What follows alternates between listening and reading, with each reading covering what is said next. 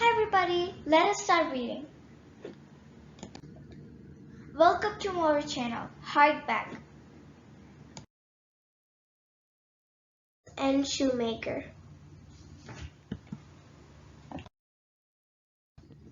Once upon a time there lived a shoemaker and his wife. The shoemaker used to earn his daily bread by making new shoes and selling them in the market. In spite of all his hard work, he couldn't manage to earn enough money through the business. They were struggling to keep a roof over their heads. At last, the day came when the shoemaker had no money left to buy leather for new shoes. All he was left with was one last piece of leather in his entire shop. This might be the last chance to work on this shoe. I will sew the best shoes with this leather. He sat down as he did every day for many years, and he carefully cut the leather. By the time it was sunset, he had finished the cutting and began to sew the shoes. It was night time. He set the shoes down on the table. I will stop for today. Tomorrow I will complete the pair. He closed the workshop door and left for home. The next day he got ready early in the morning, called his wife, and said, "See you, dear." Man said, "Today is the last day of the workshop." Wife said, "It's all going to be over soon. Don't worry. We will come out of it soon. Don't ever lose hope." The shoemaker knew that her encouragement was of no use. He smiled at her and left for work. When he opened the workshop, he found something unbelievable. There was a pair of nicely colored shoes with delicate embroidery sitting in the spot where he had left his work. Aha! How is this possible? Anyway, I must not waste any time. I should sell this masterpiece in the market. He rushed to the market and sold these shoes. With the money he earned, he bought more leather. For the rest of the day he sat in his workshop cutting the new leather to make more shoes. As the day ended, he left for home, leaving the unfinished shoes behind. At dinner time, he told his wife about the incident. "I told you, don't lose hope. You are a hard-working man. Sooner or later, we get what we deserve." The next morning, when we returned to the shop, to his astonishment, he found several pairs of beautiful shoes kept on the table where he had left pieces of leather. It was a miracle. Throughout these years, I was struggling to earn through my hard work, but I didn't manage to do so. I think someone is trying to help me. Again, he rushed to market and bought more leather, carefully cut out leather for several pairs of shoes, and left those on his work table. In the morning, once again, he found more shoes awaiting him. There were sandals, boots, ballet shoes, clogs, brogues, and moccasins with different colors. Oh, what stunning shoes! Some stranger is helping me with pure intentions. If this keeps going on, I will never run out of money. We will live happily. The shoemaker began to lay pieces out, ready for the stranger's beautiful handiwork. This went on for weeks. Every morning the shoemaker found more shoes waiting for him. Soon he became known for making the most beautiful shoes in his village. They built a splendid mansion to live in. See how our life has changed. It's just a matter of time. Yes, my dear, you have always encouraged me, and here we are. Yes, we should not forget the strangers who is helping us. We must find out who that is, so we can do something to thank them. But they'll leave the place before morning. How will we meet them?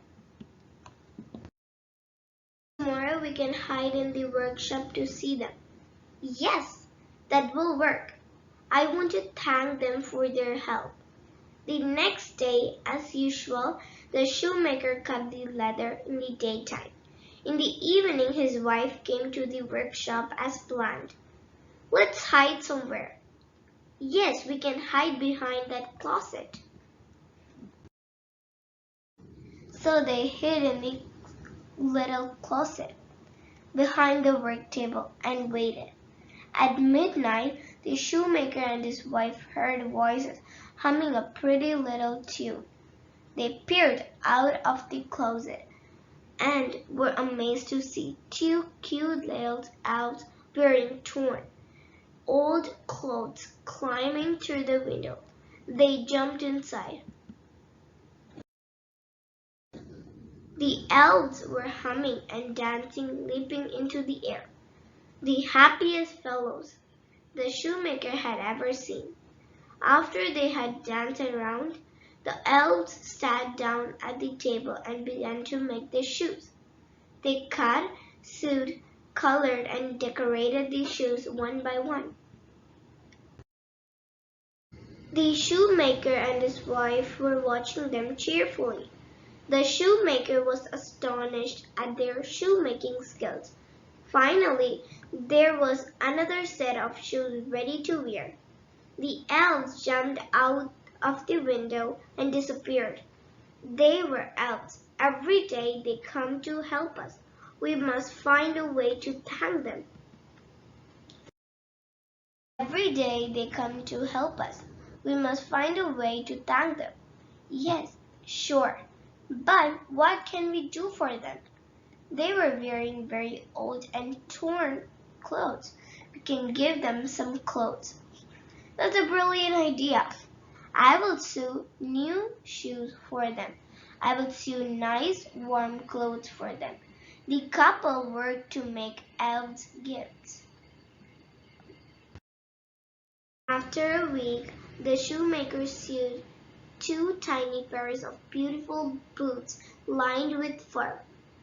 The shoemaker's wife stitched up two little fleece jackets with matching shirts and warm woolen trousers.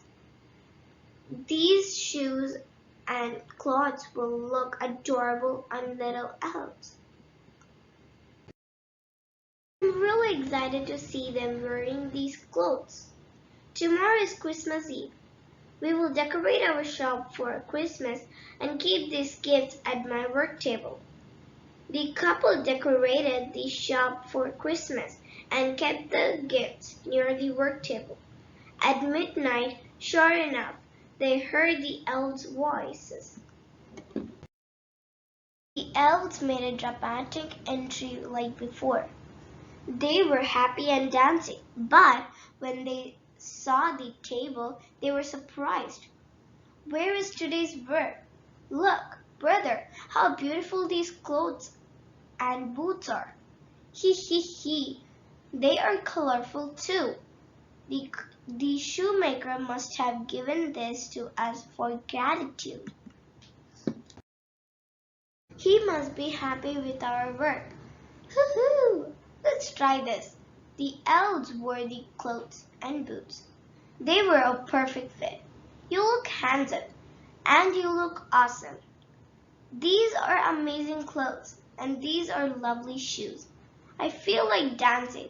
Let's dance, brother. Once again, they danced happy, as always. The shoemaker and his wife were very happy to know that the elves liked their new clothes. After a while, the elves leaped out of the window and vanished in the moonlight.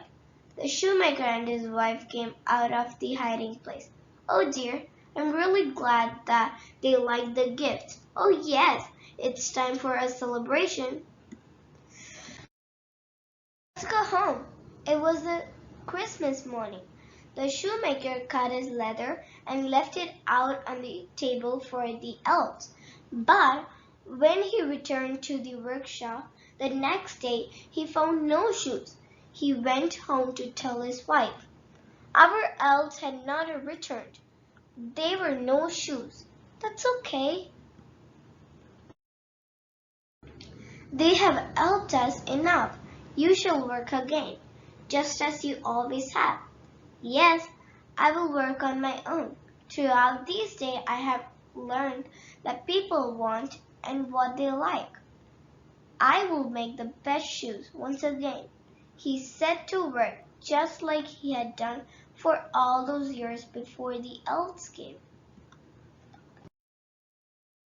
And just as the elves used to make, the shoes he made were as beautiful as ever. Thanks for watching. Please subscribe to my channel for more videos. Thank you. Like, share and subscribe to our channel.